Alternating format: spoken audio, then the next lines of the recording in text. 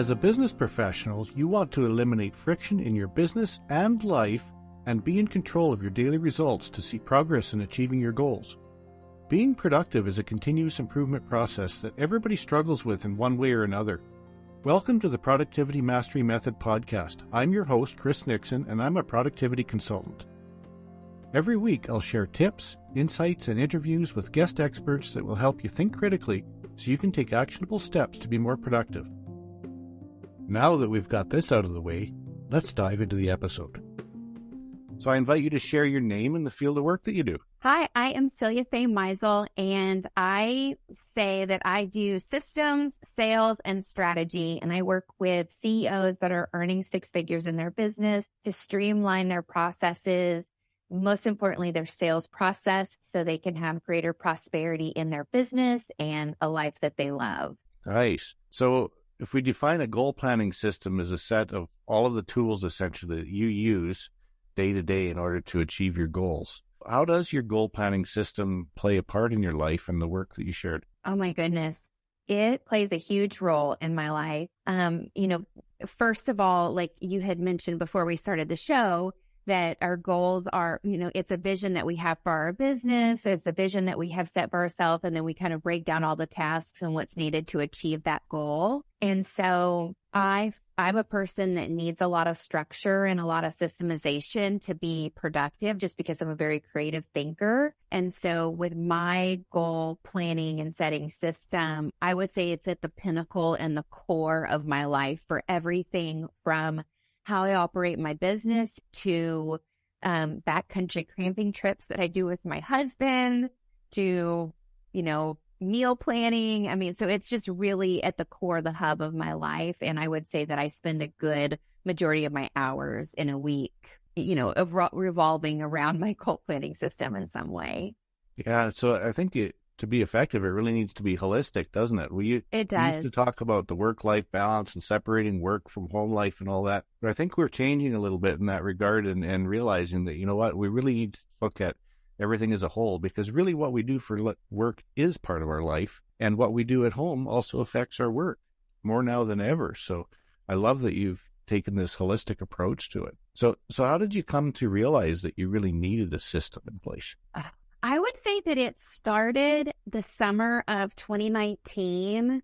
I had completely booked out my one-on-one coaching. I was at a maximum capacity in my practice, and I had my offer delivery and I had that system worked out, but the back end of tracking the number of calls used and where clients were in their progress and all of that, and also being able to handle the volume of clients in terms of like when they came into my business and how I guided them through a process. I would say that was the first time in my life that I really looked at it and said, okay, I'm really growing and I need something that's going to help me maintain and sustain.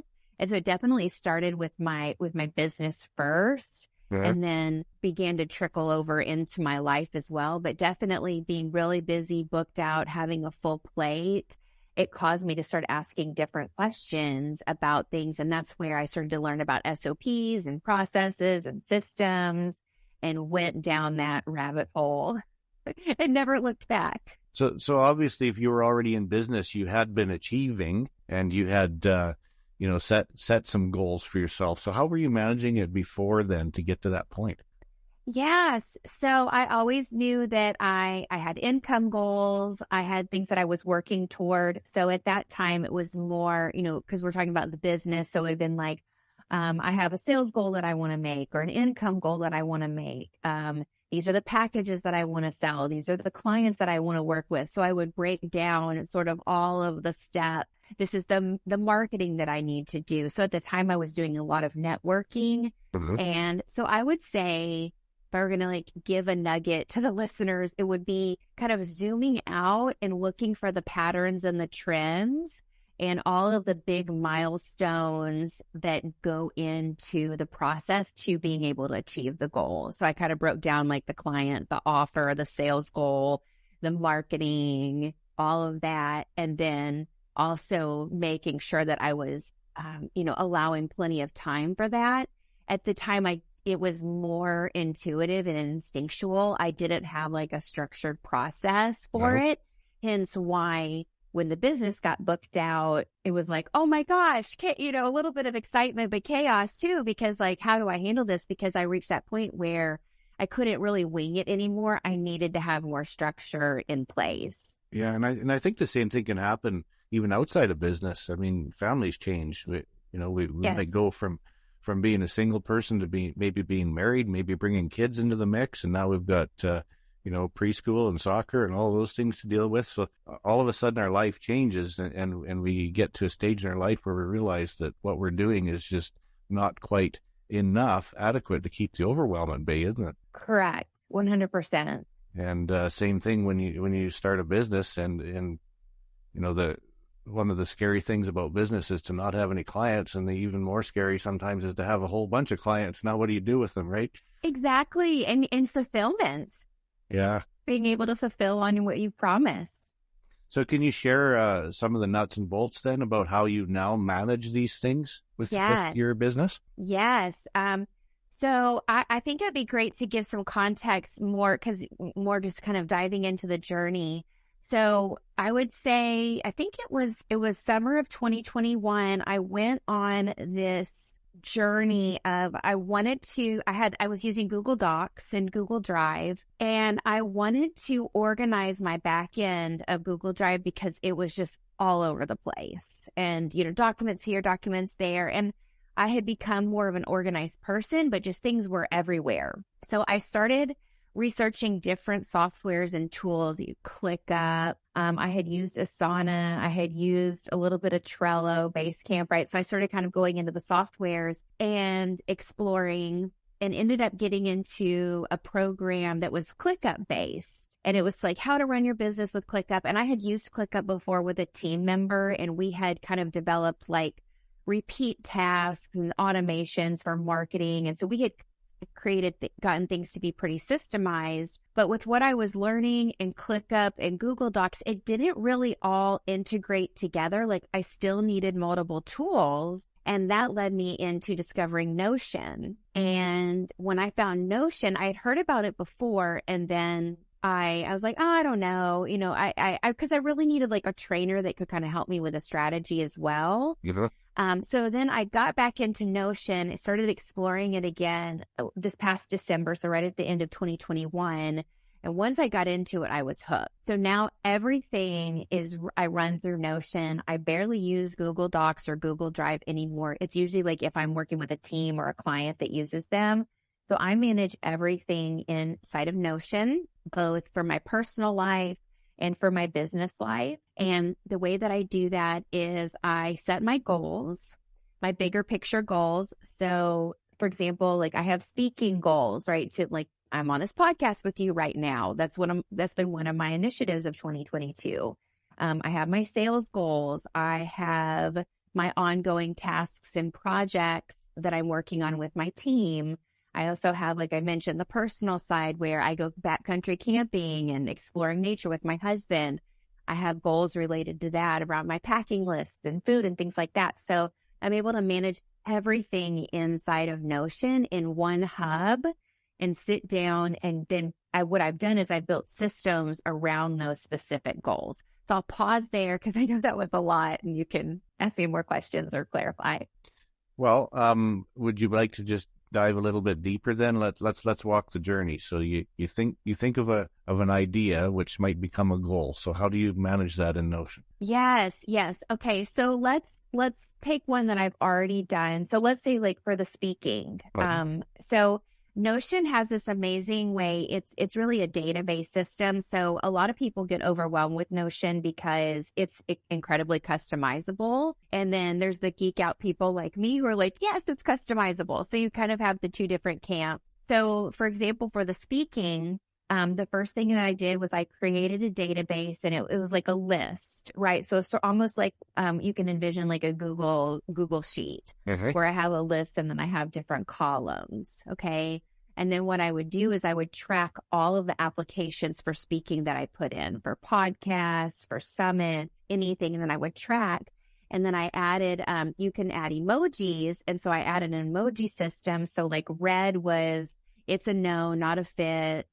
Green was, it's a go, the date is scheduled. Yellow is, I've got a verbal yes, but we haven't set a date yet. And then I will have like a checkbox when I'll add the check mark, like when everything is done. So just sorry to interrupt, but just to clarify, then the goal was to book a certain number of speaking engagements? Yes. Okay. Yep. So it was speaking engagements. So I didn't set a number. Like I think I had said that I wanted to do maybe 50 in the next 12 months or something like that. But it was definitely, that the goal was to book speaking get engagements specifically on podcasts and summits. Okay, got it. Okay, so now you're effectively tracking them and being able to measure essentially your progress working through that. Yes. Okay. Yes. So now you're tracking it. So let's go one level deeper now.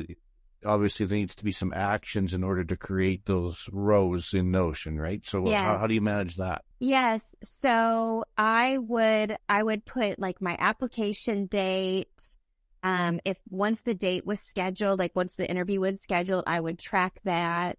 And then you can also add statuses. You can make custom columns of custom statuses. Mm-hmm. So I would also add the status. And then there's a notes area where I can put notes. So essentially, I would say that I was managing it kind of like a CRM where I'm coming in, I'm checking in, and then so maybe 2 or 3 times a week, I would go in and then I would go and check, where things were and then see if I needed to follow up. Like I know with you, I think I reached back out to you like 2 or 3 times. Like, right. Hey, are we still on? So that's how I manage that.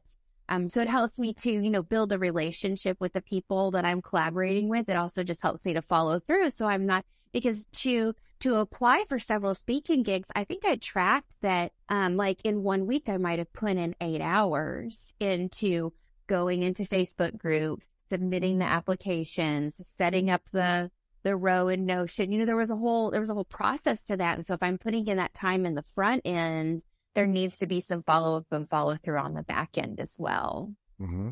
So you get up in the morning, you do your thing, you decide you're going to do some business stuff, you open up Notion, and you have a look at this sheet. Is it a sheet? Do you call it a sheet in Notion? So you have pages. Pages, okay. Yep. So you have a look at the page and you just scan it for, what are you looking for? So I have my color coding system. So I would usually go to the yellows. So I said I had my emojis.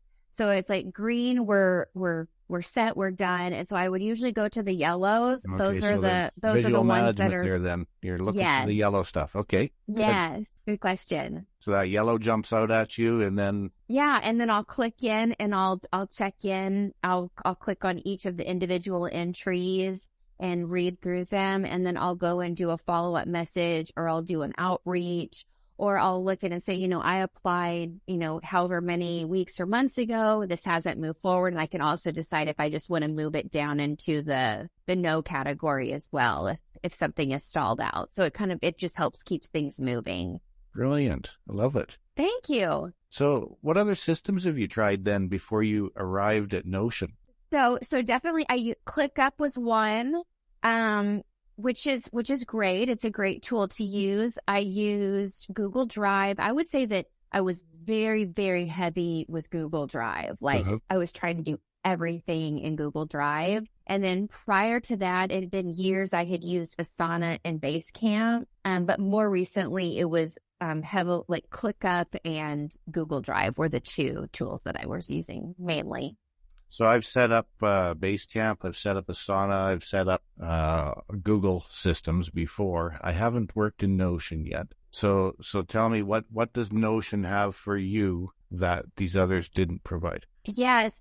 Well, I would say the first thing was ClickUp was more of a task management. So it was more like, here's my information, here are my tasks. And it had all of these layers where you could continue to go deeper and deeper and deeper with subtasks. And at some point, the system would break, or it would just kind of get ineffective in terms of, not being able to do repeatable tasks. Or I would say a great word to use is siloed. You could just get a little too siloed.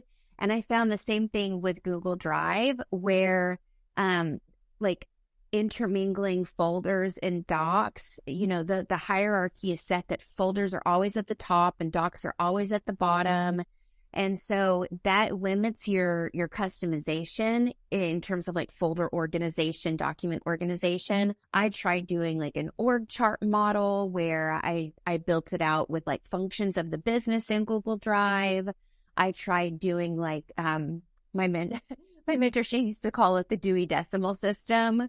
But I tried doing like number systems like 1.1.1 and 1.1.2. I tried doing that as well. Yeah. And the system wasn't customizable enough. And same with ClickUp. It was very, you could customize, but to a point, whereas Notion has so many different options of how you could set things up, views, databases, pages, how you organize things.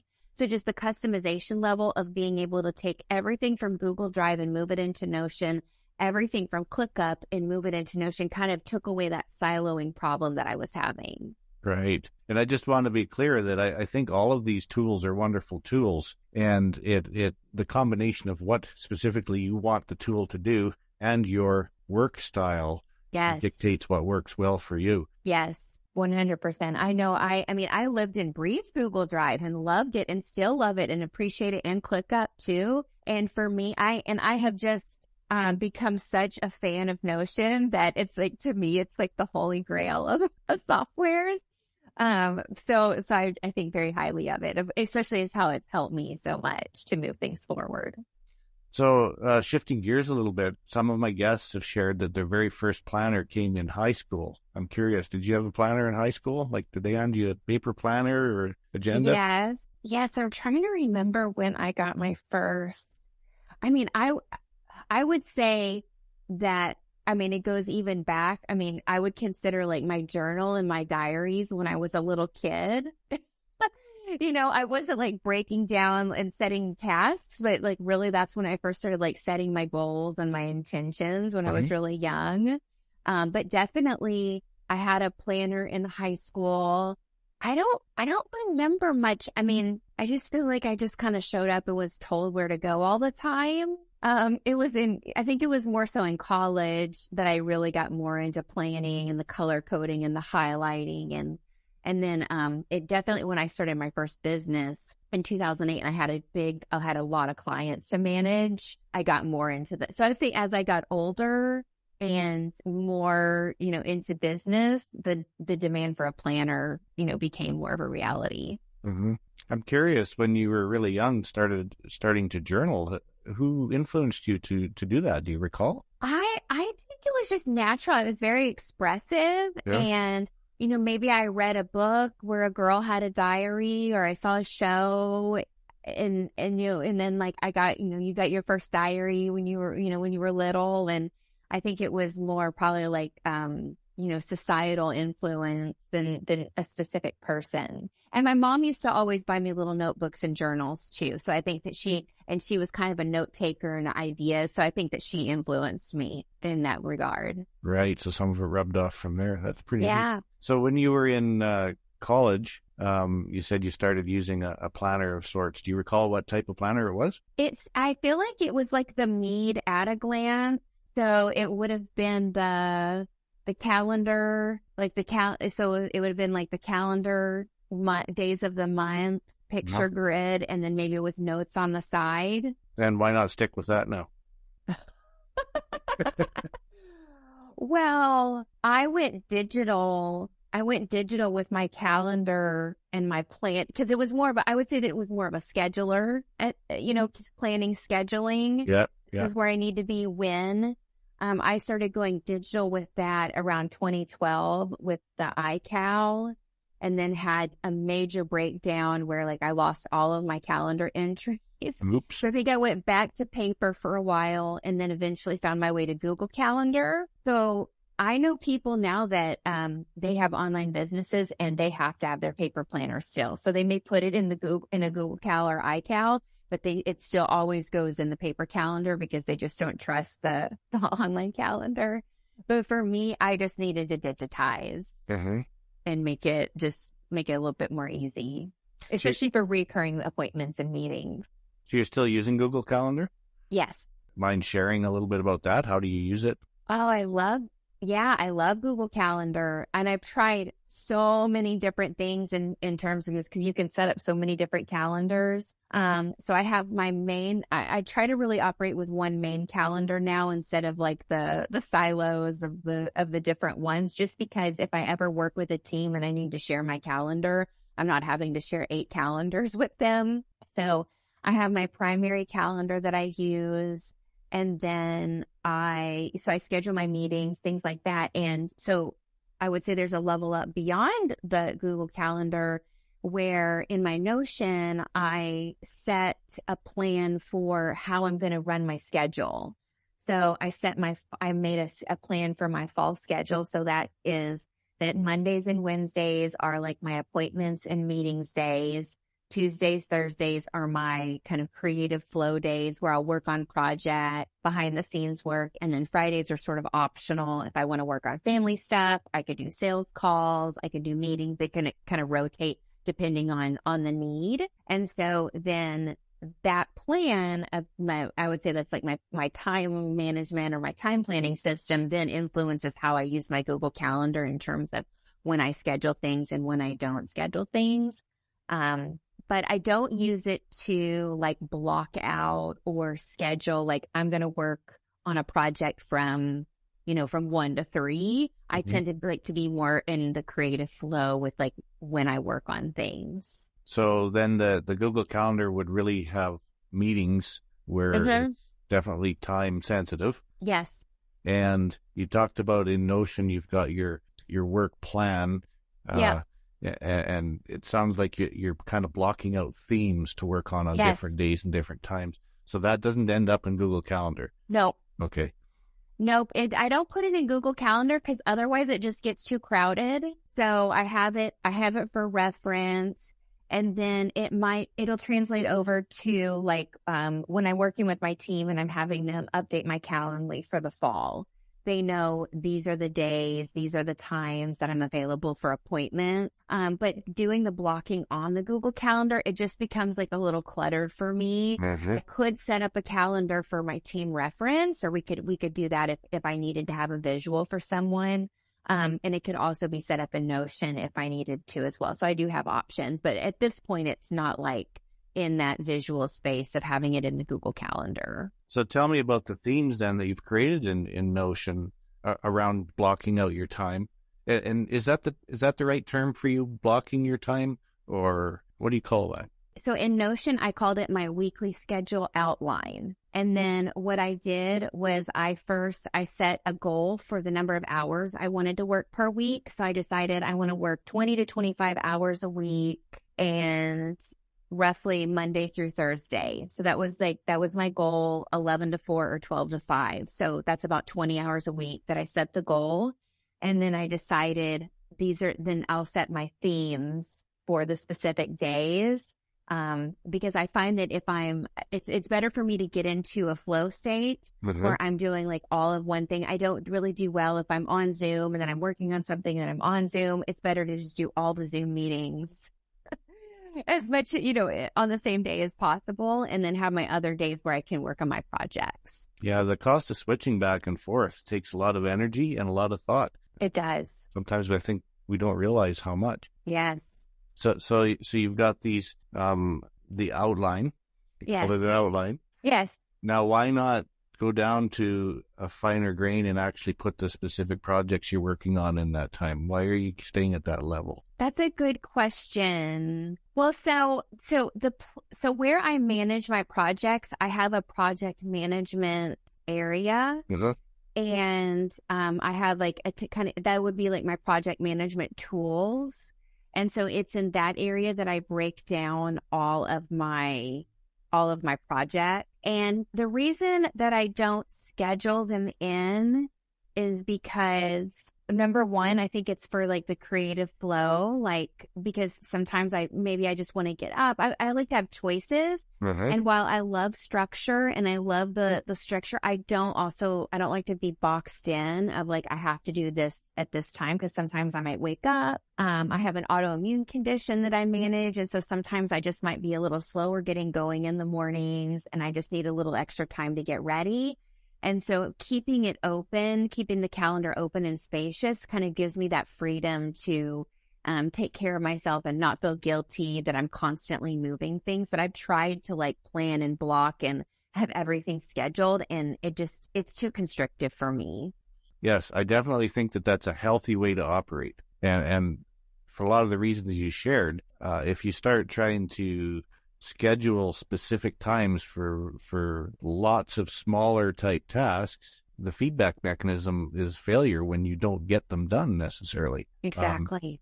Whereas if you are able to create these themes, if you will, and you can walk into that hour or 4-hour block, whatever it is, tuning out everything that's not quite related to that theme, and you can really turn your creativity on and just think about that stuff and create and be creative, right?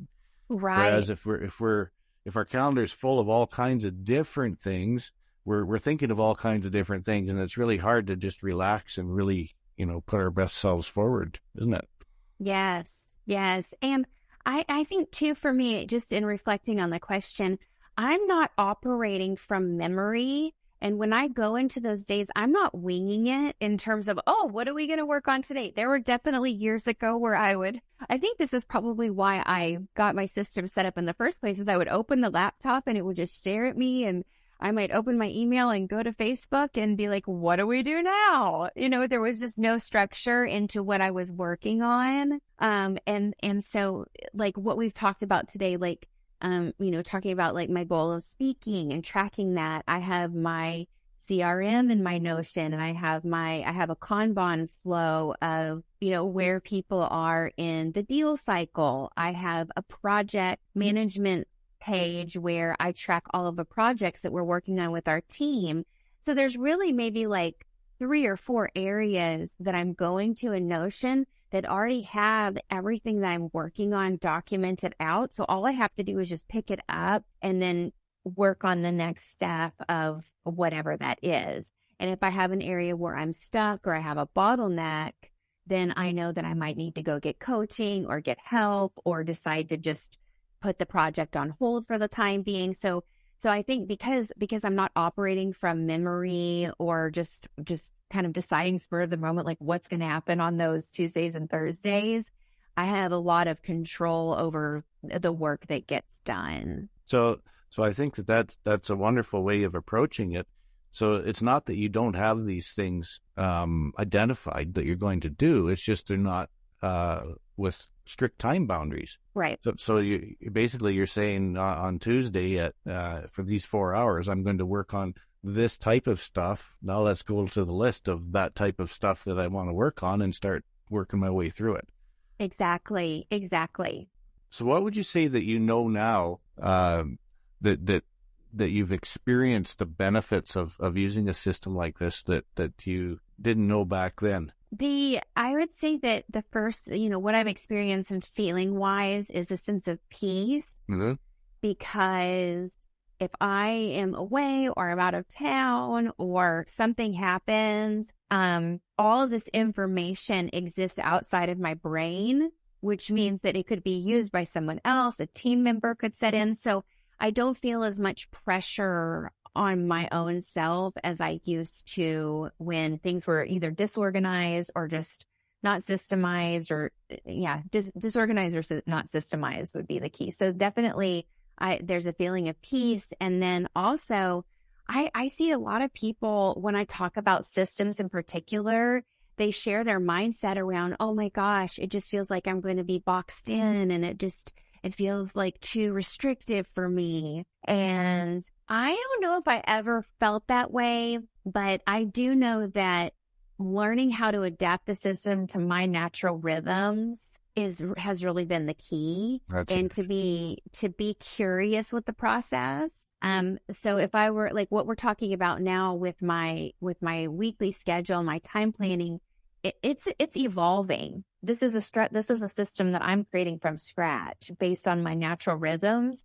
So if we were to talk 90 days from now, things will be slightly different and evolved from where they are now. So I would say that I've also learned that that don't in this case, like if you begin with the end in mind, yes, think about your goal, but the whole system doesn't have to be perfectly planned out from day one. Give yourself that space for the evolution for it to develop. Absolutely. That's really the continuous improvement cycle that we really need to embrace. Yes. And one of the principles of that is we don't try to get it perfect the first time. Like one of the expressions one of my mentors used to say is you don't try to boil the ocean. Yes. Right? You do That's a little bit one. at a time and you just keep improving and improving, improving. Definitely it's successes when you have the opportunity to improve what you already have. It's important not to have the thought that maybe you were failing before that. That's not the case. You're obviously building and making it better and better. Right. So share a success that you've experienced that you attribute, at least in part, to having the system you have now. Yes. So, okay. So I would definitely say, I'm in the process of right now of I've spoken on three different summits in the last couple of weeks. So just talking, bringing it back to our context today. So seeing those goals become a reality. So then that's helped my email list to grow. Having like today, I had a podcast episode go live that I was a guest on. So just really seeing like my goals and what I'm planning come into fruition, which obviously helps me to build my reach and connect with more people that I would never meet if I weren't doing that. So that's a success. Another one that just happened was I'm very consistent with my emailing my list because of my systems and my planning. And I just got a client last week from an email that I sent to my list. And, so like, it's just, there's always little wins that go along the ways. So those are just a couple like of the quantitative business successes. More of a personal win was we went camping last weekend and I was able to take this packing list that I had made for a big summer trip and create it into like an ongoing checklist for every time we have this type of camping trip. I have my list ready to go. So camping, we had like 100 different little items that sometimes I'll just feel like so scattered because things are everywhere from when we return to when we get ready to go again. And so that's a success of just having, okay, here's my plan. I just have to run through my checklist. Okay, good. Everything's gone, ready to go. And we're out the door. So there's a success in like having more pleasure and enjoyment of preparing for our trips and then also being on the trips and a sense of pride with that. That definitely makes a big difference. And I can empathize with that because we didn't go camping for about 4 years in a row, just for different circumstances. And then the COVID thing and all that. And we decided we were going to this year. So it was like reinventing the wheel, trying to get everything we needed in the trailer. Right. We did 3 trips this summer. And I think by the 3rd trip, we finally got it down to an art form again. Perfect. See, I'm sure that you have your systems in place for that. Yeah. So we did a bit of a debrief and, how can we make sure that we utilize what we figured out and not forget it between now and next year when it's time to do it again, right? Right. My husband for camping, he's more of a paperless person. And I'm like, I cannot write a new list every time we're going camping. Like, I know he carries a lot of stuff in his head. I'm like, I need it digital and I need it like ready to go. And I don't want to have to reinvent the wheel or feel like I'm doing something for the first time every time I'm doing it. That's to me, that's a waste of energy and thought. Yeah, definitely a great level of frustration for me, for sure. Right. Already been through this. Why am I trying to figure it out again? Exactly. Yeah. So let's talk about accountability for a minute. Do you ever wake up and have a day where you just don't want to touch the notion? Oh, yeah, definitely. How do you navigate that? Yeah, how do I navigate it? So usually it might be like I have several messages from my team that they're responding to projects and I just can't wrap my brain around it. And so usually I will just take the space away and I won't force myself to go go do anything with it. And I'll just kind of give myself the space to work through whatever has me feeling overwhelmed. And then I'll come back, or I'll just wait until I have like a kind of a productivity point where I'm like, okay, I'm ready to work. I'm ready to wrap my brain around this. But usually if I'm feeling that way, I'll give myself a break and just be away from the computer altogether. So I won't be on my phone or anything, because there's just something inside of me that just needs a break right now. Can you share a little bit more specifics around what you're feeling or thinking before you make that determination to give yourself the space? Right. It's an internal resistance. It's like almost like an invisible wall is sort of like in my chest and almost around my brain too, and I just can't really penetrate it. And I feel like if I go beyond that I'll be pushing, or I could be like, if I'm tired, I could overexert myself, or I won't do my best quality of work. And so that's usually what I'm feeling. And when I feel that way and think those thoughts, I know, like, let me just give myself a break right now. And then sometimes I will let my team know, like, hey, I'll respond when I can. I just need a break right now. But there's a lot of fluidity with my team as well. I don't give them like hard, rigid deadlines, like, oh, I need this in 24 hours, because I'm so structured. There's also spaciousness for them to work on projects. And I usually give them due dates, that are well in advance. So there's not like these hard, fast deadlines that we're working through and I'm just like running away from work. So you're able to be mindful, notice that the most appropriate action is something different than diving into the system, and intentionally switching gears, so to speak, into something else to look after yourself then, right? Right. Self-care, self-compassion. Totally. And I think that's so important. And, I've seen some people try to implement certain planning systems where they become overwhelmed with it, and then they say, oh, this doesn't work. And the term that I like to use is they're overcooking it, right? They're trying to make it super specific and perfect as the author expressed it. But we're all individuals, and we are human, so we have good days and not as good days. We'll say different days. Yeah. And we need to be able to go with the flow a little bit too. It's important to come up with that balance when going with the flow is okay versus falling off the wagon and maybe going in a bad direction. That's a different sort of thing. But it's important to be able to distinguish the two. Yes. And because I believe that having systems and structures in place prevents the shiny object and sort of like falling off the wagon or going in the bad direction, because everything is there. And usually you're not going to sit down if you've put a lot of time and energy and effort into developing your system. You're not going to just sit down. I mean, I shouldn't say you. I know I'm not going to just sit down one day and wipe it out completely, because this is my intellectual property. In some ways, this is my life's work coming together. So for me, it's more about the subtle tweaks. And because it's all there, again, like kind of bring it back to what I said earlier, that I'm not just like inventing the wheel every time I sit down.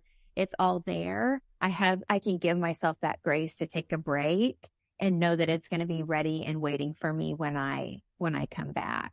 And then if I do reach a point where it's like 2 days, 3 days, 4 days, 5 days, that hasn't happened, but other than like being on vacation, but like, having like several bad days in a row like that, I would probably be like, okay, I need to go to a coach or a therapist, or this is something beyond what the system can help me do. Like, I need some extra support here because something's obviously going on. So overall then, how would you say this has improved your time management and effectiveness? Oh, it's been amazing. So I have to tell you a little story about time management. I tracked my every waking hour of my day for a little over a year. So starting last summer, I first started off with a paper system, and I haven't shared much about this, but I started out with a paper system, and I was using my phone timer, and I would track. And if you have, I can kind of break down how I did that, but I'll just kind of give the high level.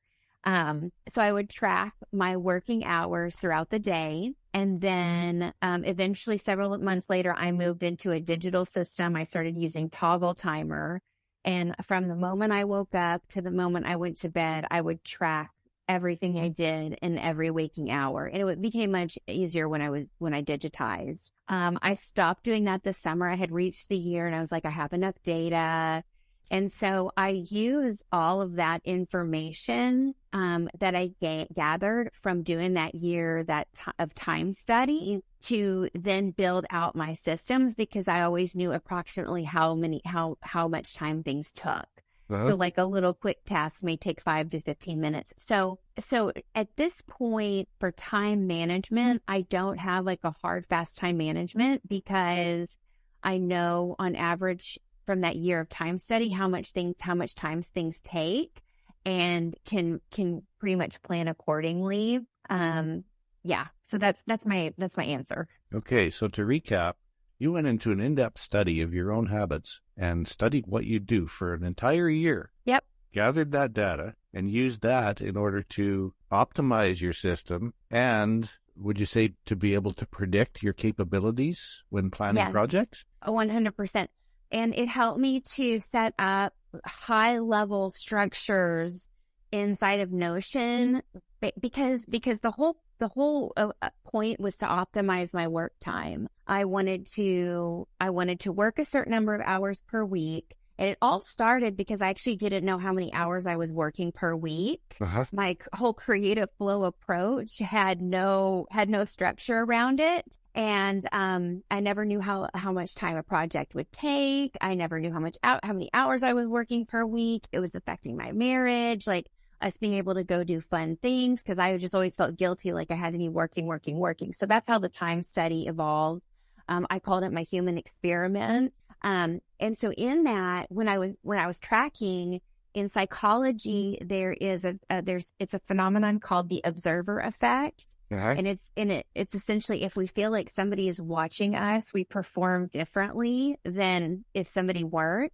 And so having that timer going and having that clock going brought in the observer effect of me always being aware of what I was doing and how much time things were taking. And so then that informed me to start creating those repeatable processes of just things that people were asking me for on repeat. And so I started to build systems around the trends and the patterns that I was seeing, so I could optimize things. So if the first time it took 5 or 10 minutes to do something, maybe it became a 60-second task after it was systemized. Wow, that's incredibly brilliant. I love it. Thank you. Yeah, so it really helped me to collapse time so that I could, that's why I always like to say, like, earn more while working less. Because then it's like everything is mapped out. It's there, it's optimized, it's organized. And then I can just do the thing, because a lot of times, like, things don't take as long as people think that they do. It's our head and it's our thoughts that actually take up the most time. It's like the click and do the work doesn't take that long. So now I do track my working hours only. I will say that. So when I go to work, I do clock the work hours per week. I did want to add that. And why do you clock that? Accountability. Yeah. Accountability. So because I have my work goal, like we talked about, like I set this weekly schedule outline. This is my plan for the week of how I'm going to structure my time. And then I want to have that documentation of this is what I did this week. So it's definitely for accountability, and also just to see kind of where my focus is going, because at the end of the week, Toggle will send me like a report and I can see, okay, this week I spent, 8 hours training, or I spent this many hours doing this. And so it just helps me to, or I spent this much time selling or whatever. It just helps me to kind of keep a high level overview of how many hours I'm working. So it's essentially like I'm clocking in and out for my company. Really? You're really into the data. That's great. Yeah, that's so funny. And it's so funny because I don't really consider myself to be like a data person, but I am. You can't improve what you don't measure, right? That's true. That's true. So you're measuring, you're getting that data, and you can really, benefit from that. It is. I think so. And I think that that's an area of improvement for me with like all that I've built inside of my Notion, and all that I have is starting to really like set like KPIs and more of the tracking and the measurement. I think I know that that's a next level kind of system and tool for me to implement in what I'm doing, so I can get more measurement. Because right now it's more like I have the visuals and I have the goal. But there's like a next level for me for sure, being transparent. So then, in the spirit of continuous improvement, what's one thing that's bugging you about how your system works now that you're noodling on making better? Maybe not quite sure how to do it, but what aspect of it are you looking to improve?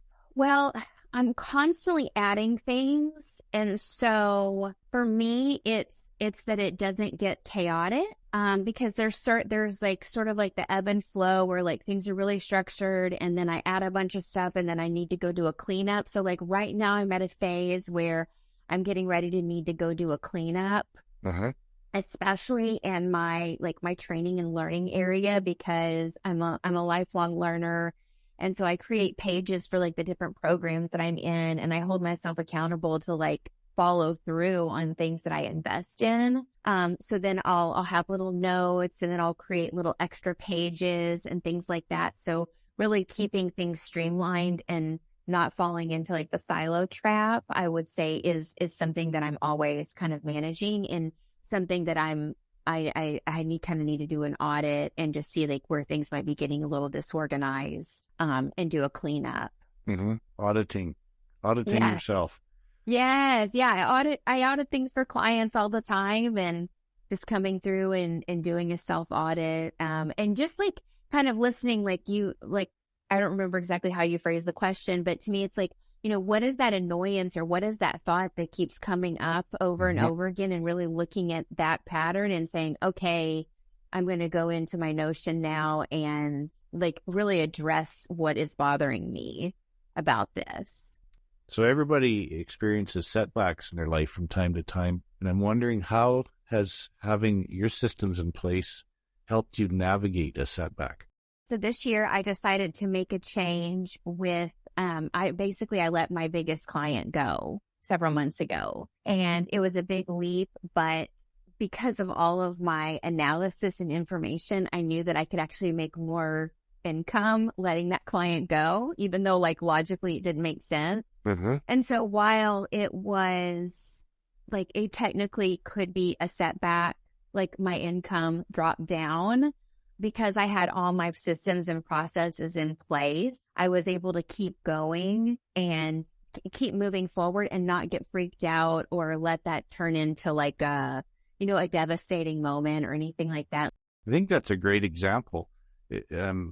Essentially, it just highlights that you're prepared and you have the information to make a good decision. Right. From all the time tracking, from everything. And even I think that I stayed like a little too long with the client, because I was like, oh, the money, and kind of the security of the, because I was on a retainer with them. But at the same time, when I started to see what it was costing me in my livelihood, so maybe even the setback happened before that, in terms of like, I was starting to feel really defeated. My whole point of setting things up the way I have is to create calm and stability, and just like to not be in fight or flight. So in going deeper into the story, I realized that the setback was probably staying with the client too long and starting to actually get into like a stress response physically and mentally in my body.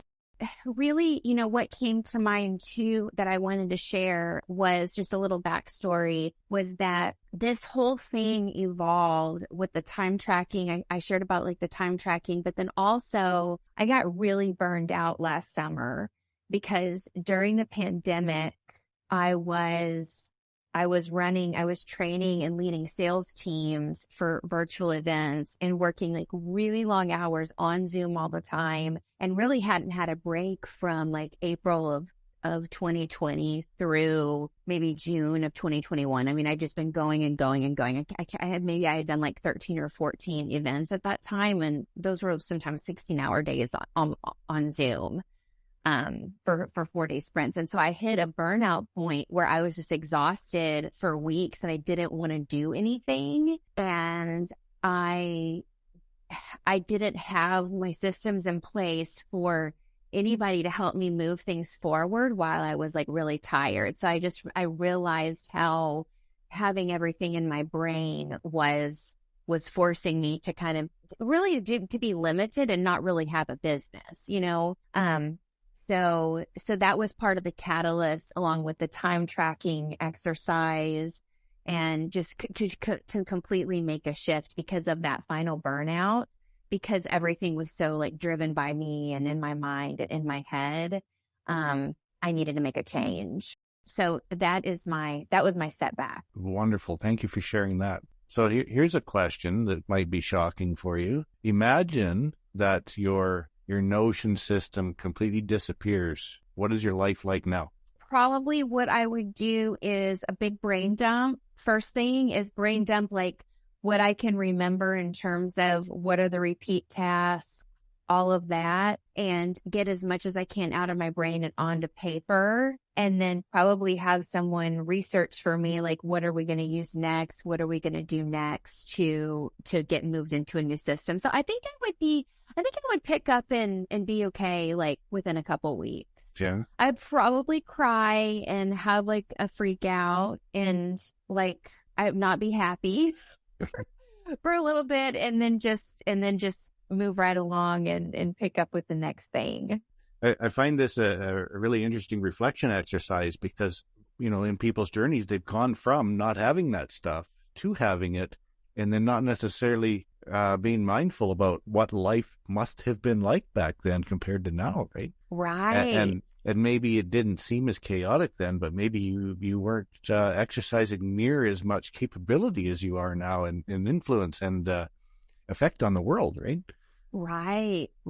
And I think that like how I've developed into what I have now, like those are lifelong skills that I can take with me, right? Like I'm able to have these high level conversations like what we're having today based on all of that experience, that I know that I would be able to go in. I mean, that would be kind of like a fun, like an exercise, like, hey, we're going to just start from scratch today. Like, what would you do? Like almost like a simulation.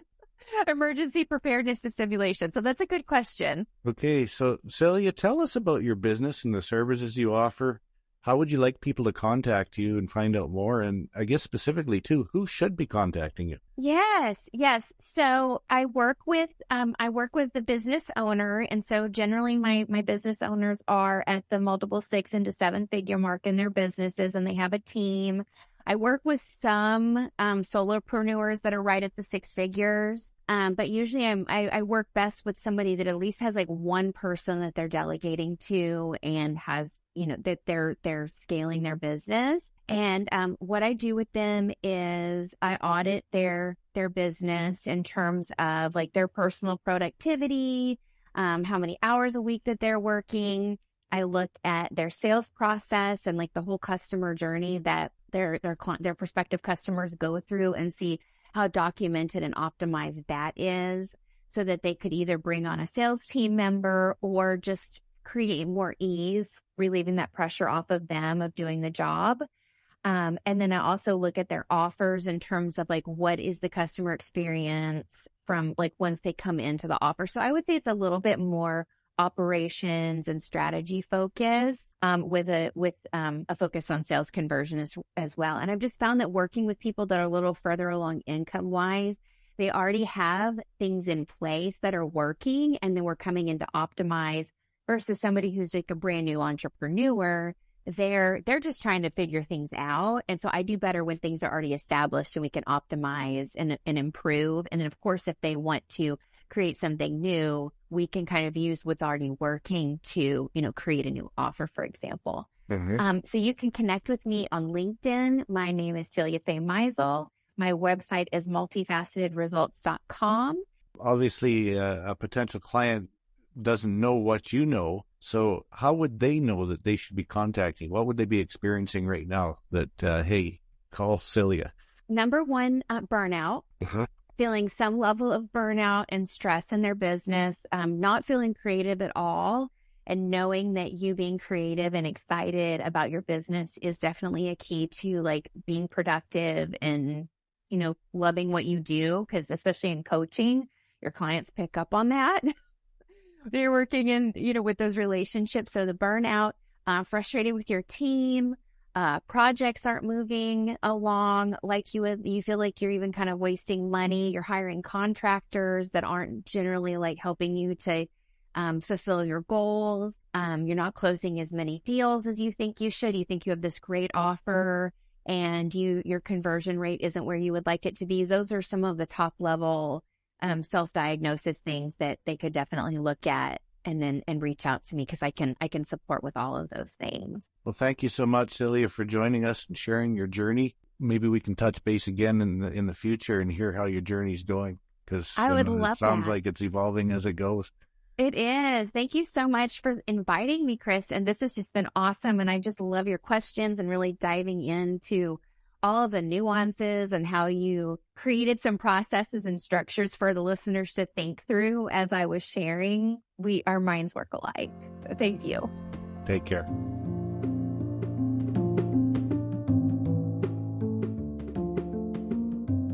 Thanks for taking the time to listen to this episode. If you think the show is of value and a must-listen for someone, feel free to share it with your productivity friends. And if you do, I'd be so grateful for your support. If you want to find the links, show notes, and resources, no matter what episode you're listening to, head over to chrisnixon.com/podcast. That's CHRISNIXON.com/podcast. If you want to connect with me on social, you can find me on Facebook at chrisnixon.com/Facebook or LinkedIn at chrisnixon.com/LinkedIn. Join the discussion for this episode on my LinkedIn company page, linkedin.com/company/chrisnixon. That's all for this episode, and remember, productivity is a continuous improvement process. Space Dust by Aerotone, copyright 2022, licensed under the Creative Commons Attribution License, courtesy of dig.ccmixter.org. This episode of the Productivity Mastery Method podcast is copyright to Chris Nixon 2022, all rights reserved.